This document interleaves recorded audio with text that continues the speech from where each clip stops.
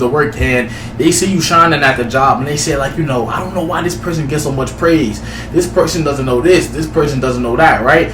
That's their perception from their outside rules, rather their own way of thinking, who they hang around, their family, their beliefs, their religion, or whatever, right? So now, if you go off the ego, you'll basically be trying to have a one-size-fit-all mindset, workflow, personality, or whatever, right? So let's say that a lot of people in your department mess with you or whatever, and you come together and you realize that you can make a change. You motivate other people.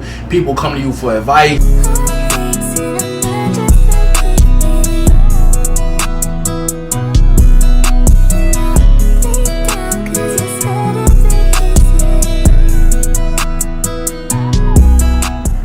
Oh my God.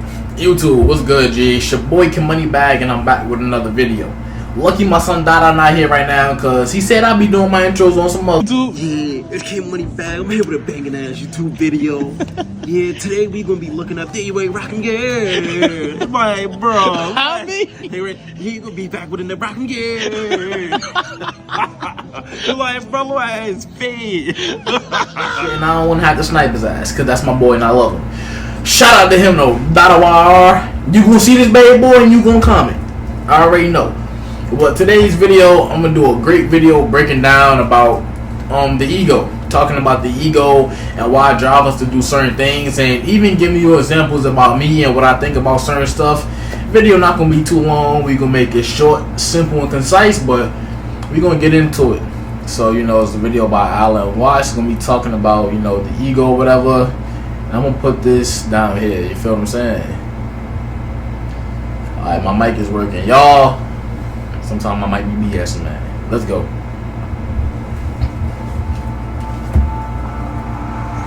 The child is told in sum that we, your parents, elders and betters, command you to do what will please us only if you do it spontaneously. And no wonder everybody's completely confused. We go through life with that burden on us. We therefore develop this curious thing. We develop a thing that's called an ego. Now, facts. Now, I'm gonna stop it right there just to give a little breakdown point of what I think about this part, right? So when he said that, especially for us growing up and being kids or whatever, how we do things like, and we try to do them spontaneously, especially because of what we've been taught by society and our parents, right? And that's why even growing up, I realized that a while ago that school was not something I wanted to do, and I told myself, like, don't feel bad for not being one of them kids that's not going to push through with school or come home with this degree or come home with all these masters and all that to make my parents and everybody happy, right? Now, granted, I love my parents, I love my family, but bro, at the end of the day, I gotta say fuck them and fuck everybody when it comes to what I want to do, right? Especially YouTube, because I gotta look at it as like, this is my life. I gotta deal with the consequences of my actions. I gotta go through what I have to go through. I have to study, research. I gotta be a student of my own game, right? So a lot of people don't even realize, especially parents, that they put their kids in tough situations to where they have like this brick on their back, making them feel bad for them not going along with social concepts or social norms, like passed down from generation. Our whole family was doctors, our whole family was lawyers, like, bro.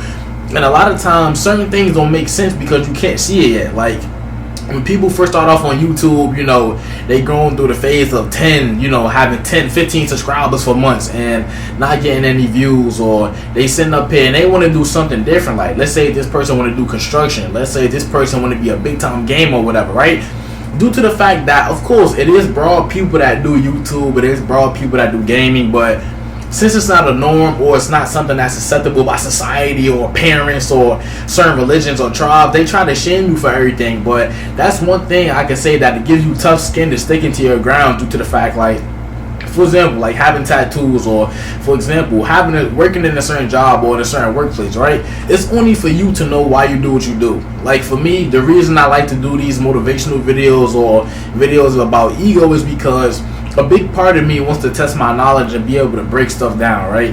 So with me testing my knowledge on the spot, with me understanding where my head is at with everything, I could always go back to these videos and tweak it. I can say like, okay, this part could have been a little more clearer. I could have went into depth a little more about this part. This part was good, I'm gonna take that and add it on to the next video. So it's only for me to understand why I do what I want to do. A lot of the times we going down lanes trying to be a student of something that we don't want to partake in. Like for me, I know damn well I don't want to be a doctor, and if that was something that'll draw my friends, family, or peoples away from me, so be it though. I just have to rock out alone, because I'm not going to put myself through 13, 14, 15 years of school, burning myself out. Like, a lot of people who do actually want to be doctors and everything, they go through something called physician burnout. And if you don't know about it, you can look it up. It's like the phase where they go into school, but when it comes to the residency, when it comes to them making low-ass amounts of money because they fellows and all that, they go through that burnout because, you know, some of them want to be to a certain point. Some of them have to take on hard tasks, staying up night after night, off night, but energy drinks, Monsters, Red Bull, 5-hour energies, studying like crazy. But a lot of them do have that passion, and they know it'll be worth it. It's just some like, damn, this is a hard journey, you know. But those people understand that this is what I have to do. And same thing for me. I gotta take the route that's gonna fulfill me the most, and then make me happy with my life and my situation. Now, I've got to be very clear to you what I mean by ego. An ego is not the same thing as a particular living organism. For my philosophy, the particular living organism, which is inseparable from a particular environment, that is to say, from the universe as centered here and now, is something real. It isn't a thing. I call it a feature of the universe. But what we call our ego is something abstract, which is to say, it has the same order and kind of reality as an hour, or an inch, or a pound, or a line of longitude. It is for purposes of discussion. It is for convenience. In other words, it is a social convention that we have what is called an ego. But the fallacy that all of us make is that we treat it as if it were a physical organ. And if y'all don't know what he mean by social convention, basically, like, if you think of social, you know, a big ass interaction, people talking, and basically social convention. So let's say a convention would be known as a place where people get together, people interact, network, or whatever, right? And social is people, you know, interacting, coming together to make that happen. So basically what he's saying on a deeper level is, you will look at the ego as a social convention because it's built up upon a bunch of stuff that accumulated and how you feel about yourself over time. So it goes by the things you did in your life, the things you didn't do in your life, the things that you think about wanting to do in your life, the people you hung around, their perceptions, if you took that in or not, if you took it in and applied it, if you took it in and didn't apply it, rather it's good, bad, rather it's in the middle. So it's a bunch of stuff. So when you look at the ego as a social convention, you realize that it's nothing but a bunch of accumulated things in a box that you built up over time, and that causes you to have a certain perception or think in a certain way.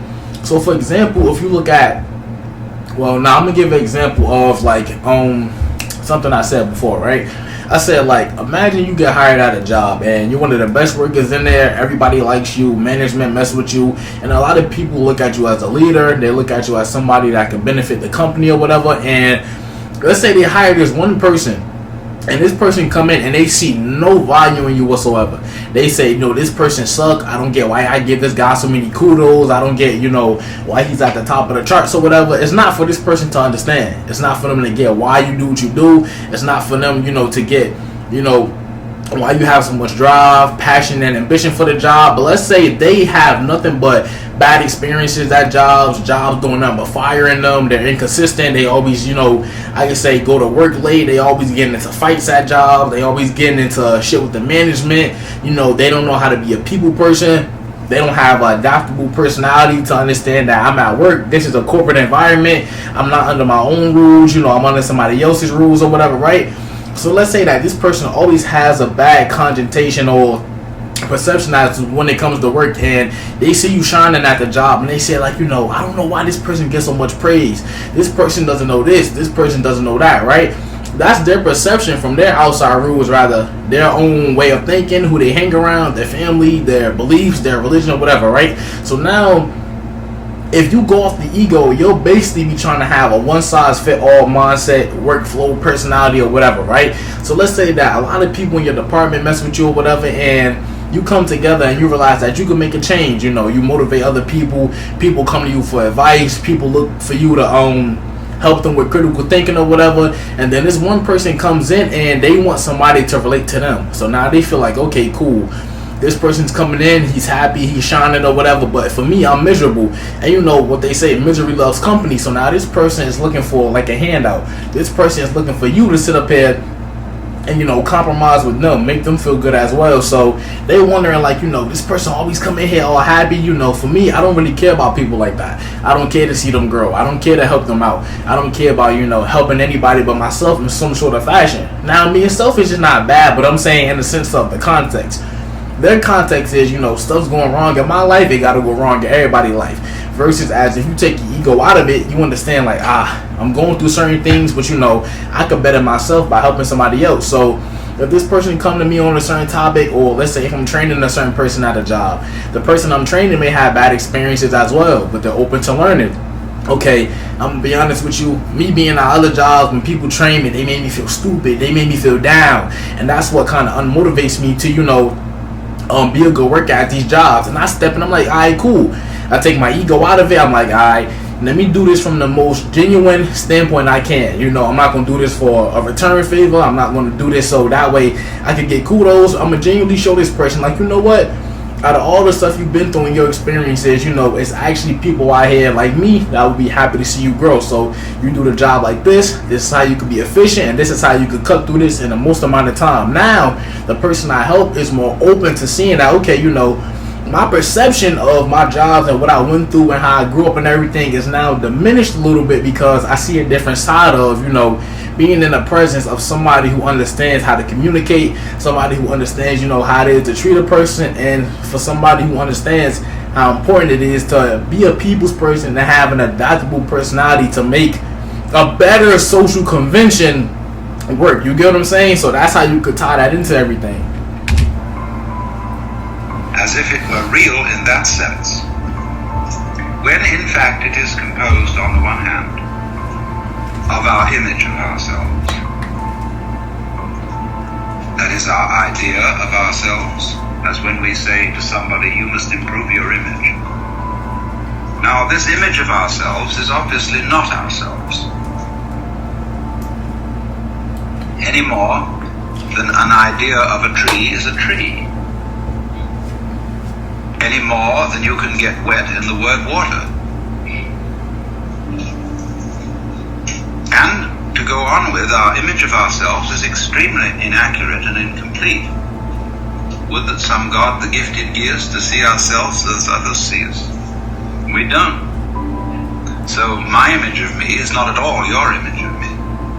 And my image of me is extremely incomplete in that it does not include any information to speak of about the functioning of my nervous system, my circulation, my metabolism, my subtle relationships with the entire surrounding human and non-human universe. So the image I have of myself is a caricature. It is arrived at through mainly my interaction with other people who tell me who I am in various ways, either directly or indirectly.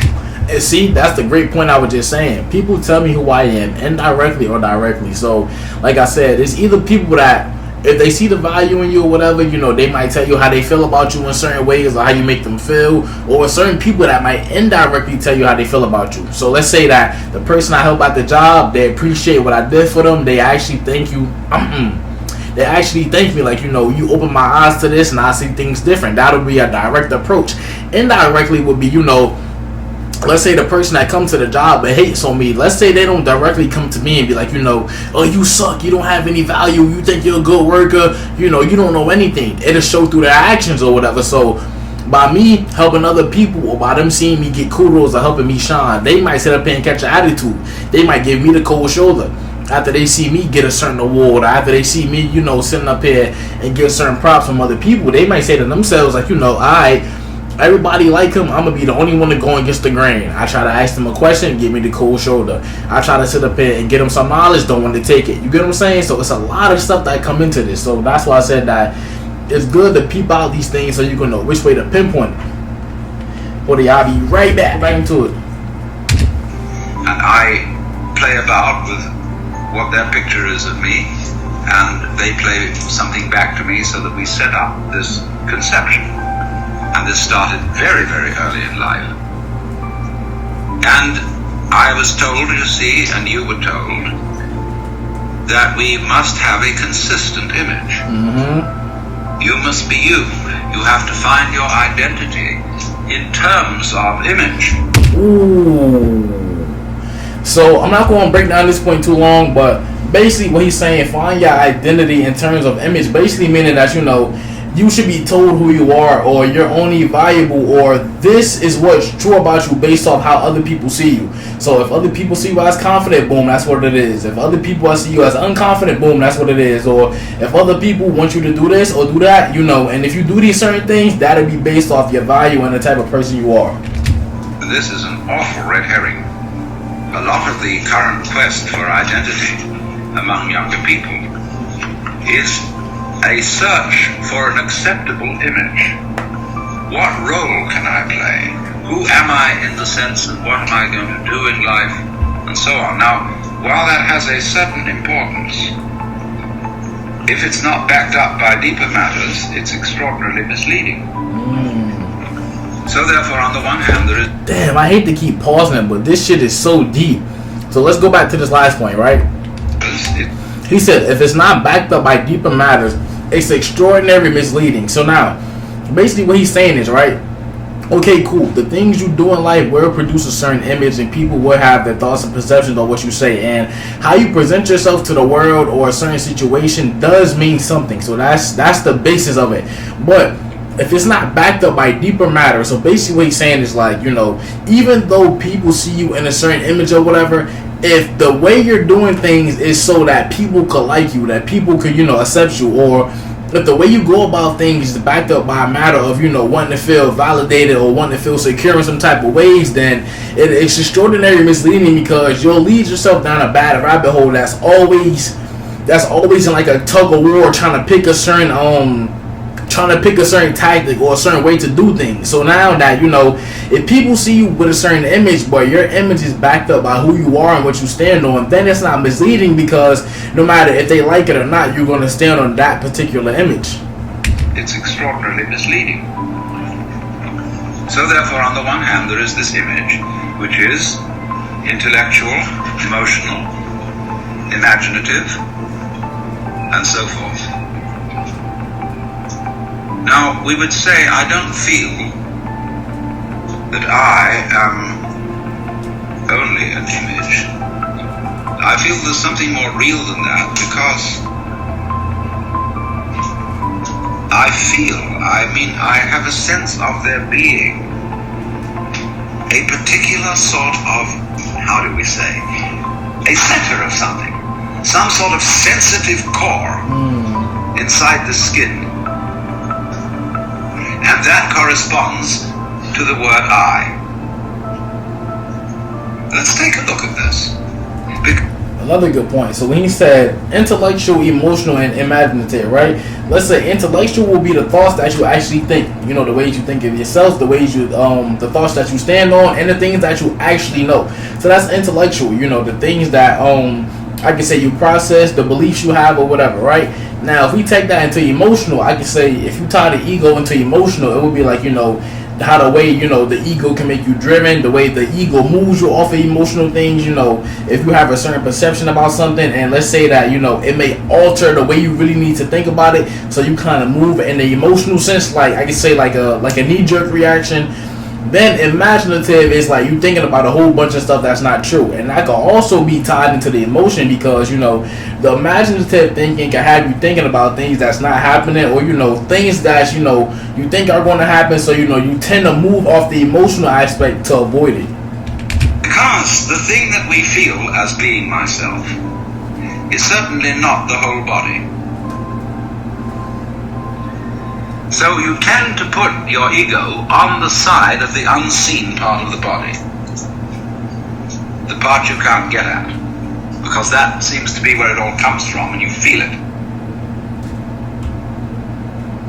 But what is it that we feel? Because if I see clearly and my eyes are in functioning order, the eyes certainly are not conscious of themselves. There are no spots in front of them. No defects, in other words, in the lens or in the retina or in the optic nerves that give hallucinations. So also, therefore, if my ego, my consciousness is working properly, I ought not to be aware of it. As something sort of there, being a nuisance in a way, in the middle of things, because your ego is awfully hard to take care of. Well, what is it then that we feel? Well, I think I've discovered what it is. It's a chronic, habitual sense of muscular strain. Facts. Which we were taught in the whole process of doing spontaneous things to order. God, Alan, come on, man. Now, another great point about what he said, right? So it's like how we put the ego on the unseen part of the body, meaning that, you know, the ego, you can't grab it, you can't pull it, you can't fight it, you can't confront it. Well, like, you know, physically confront it. You know, you can't take a picture of it, none of that stuff, right? So it's like, if you put the ego on the unseen part of the body, that's basically meaning that all it is that, you know, it's a mental thought of things that are accumulated and built up from your past experiences, you know, things that you learn from other people, things that you learn from yourself, things that you do, things that you don't do, things that, you know, you stand on, don't stand on, or whatever, right? Or things that you learn from other people and you took it in and applied it, you took it in and then apply it, or, you know, you learned a certain thing that realized that wasn't for you or whatever. So now with the ego on the unseen part of the body, right, he was saying that the eyes don't have anything blocking it. There's no, I can say, I forgot what you call them things. Start with an R. Hold up. There's no optic. I said, there's no optic thing in the nerves, like, you know, in your eyes that give hallucinations or that make you think these certain things.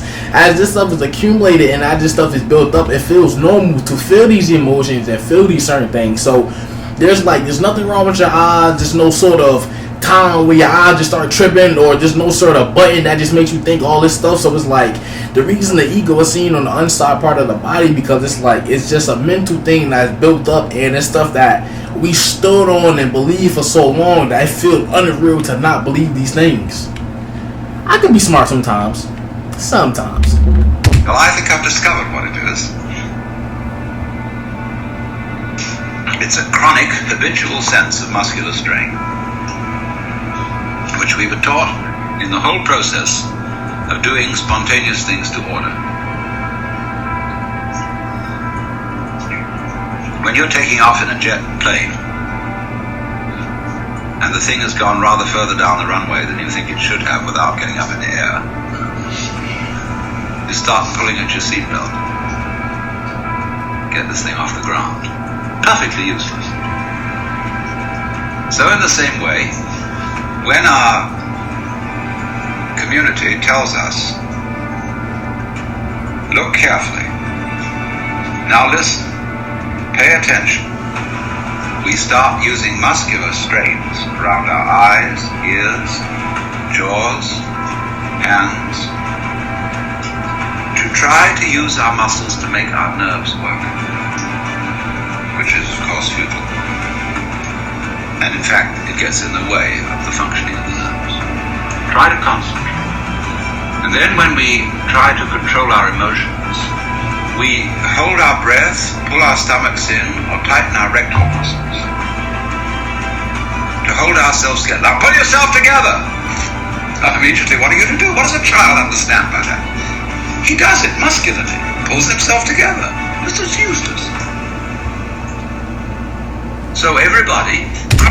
So basically, what they saying, like, you know, like how the child pulls himself together. Basically, what they saying is without thinking, like, you know, how the child doesn't, and like, you know, think about all this like past stuff, how the child is sitting over here overthinking. It's like, you know, boom, the child falls, they cry for a little bit, get right back up, go to you know, what they was doing, you know. And even if they cry, the child is not worried about, you know, oh, this person saw me cry, you know, I shouldn't cry in front of these people, man.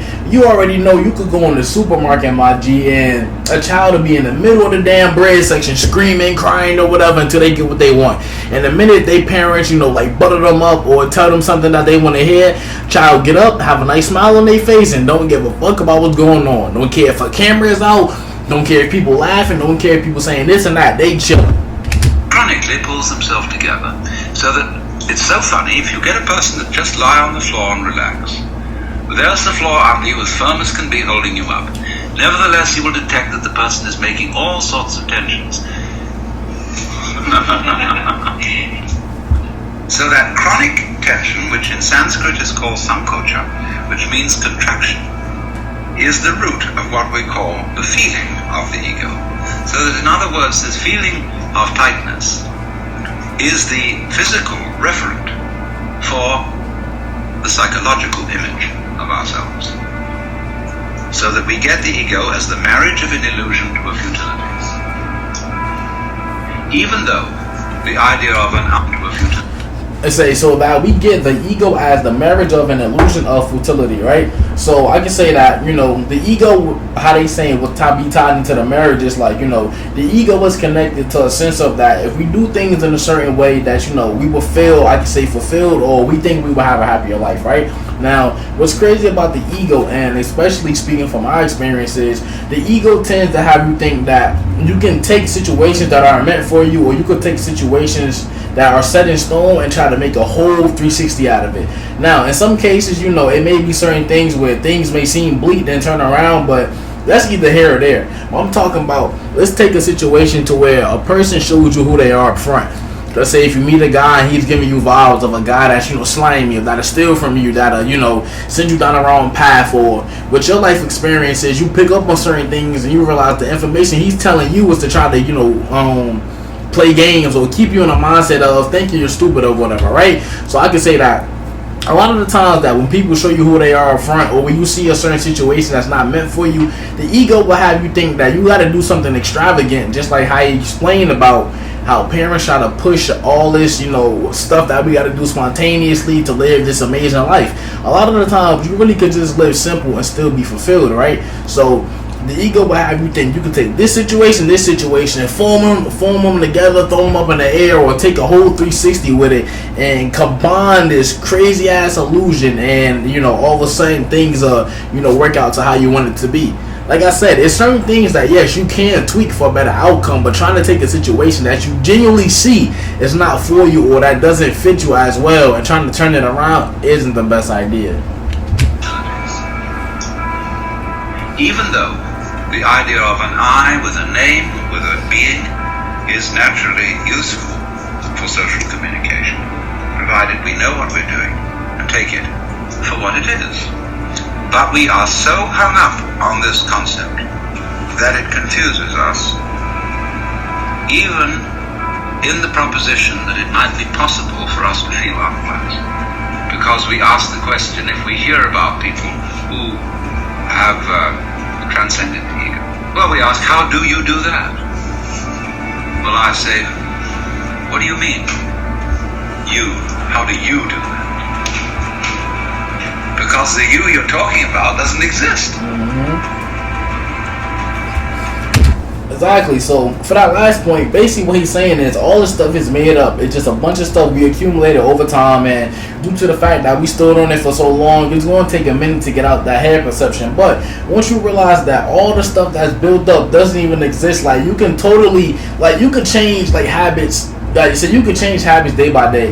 You could wake up and have this one perception. All right, man, you know, I think the word is stupid. I think, you know, politics or whatever, I think this stuff is crazy. Then you could wake up one day actually choose to digest a lot of the stuff you think and be like, damn, like hold up. Yeah, I was saying, like, you could actually choose, you know, how you want to think. So I can have a perception on, like, you know, oh, I hate the world, I hate politics, I hate people, whatever. And then one day I could really choose I could do something like journal, or I can actually talk to somebody and hear a different perspective and realize, like, the reason I thought about this was because of this, but this is coming from the fact I'm mad at this, and this will cause me to be mad at this, and now that I'm mad at that, it caused me to do this. So when you actually digest it and dissect it, it's like, you know, sometimes that we may have a perception of something that necessarily doesn't need to be that deep or go that far. It's just that, you know, for something we accumulated over time, it causes us to dissect everything on too much of a deep level, and we tend to just overthink and blow stuff out of proportion. So, but y'all, I'm gonna say this was a good video, man. You know, shout out to Island Watch for this amazing topic or whatever and a breakdown. And I'm gonna be back with some more videos. Love y'all. Unscented lotion head at niggas. There we go. Feelings on the kisser, styrofoam full of scissor. Taught the lesson, they ain't lizard. Everything I got, I is her. Reach, he getting his her. Roll a leaf over a swisher. Fuck my chick, I know I get crazy on that liquor. Pop a yerk, get out his body. Double R's, I feel like Roddy. White boy, we ride with Tommy. Scott, I got that blibber.